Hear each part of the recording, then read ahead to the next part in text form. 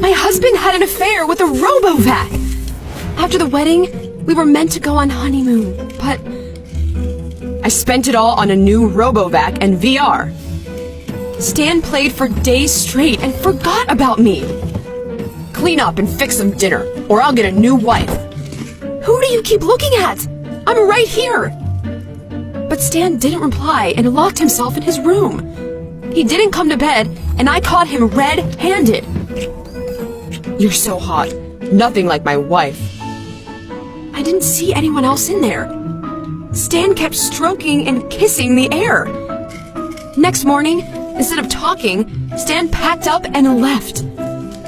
I'm divorcing you and flying away with my robo-vac. My husband chose his virtual lover over me. I had no idea how far he'd gone for that game. Stan emptied our joint account and quit paying mortgage. He spent it all on a wedding with his VR chick in Japan and left me stone broke in real life. Stan streamed his wedding online, while I read comments from friends and haters. His real wife must have been awful. Stan even took her on honeymoon. While he sunbathed and made her circuits happy, I looked for money not to end up on the street. When Stan ran out of cash, he came back. My wife and I will crash here for a while. I was furious. He didn't even take off the headset. From a VR overdose, Stan collapsed and suffered multiple fractures. After his wedding, Stan secretly quit his job and lost his health insurance. But I knew where to get the money for him and myself. I gathered all Stan's gadgets and put them up for sale. This VR is just what I need.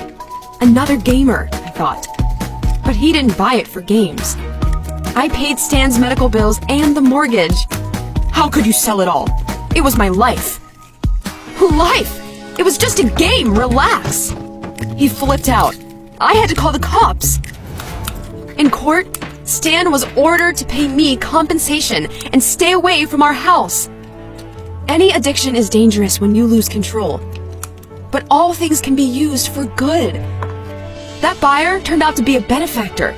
He bought that VR system to help disabled kids. His work inspired me, and I started to help. We became close and fell in love. One day, Stan showed up on his knees. Forgive me.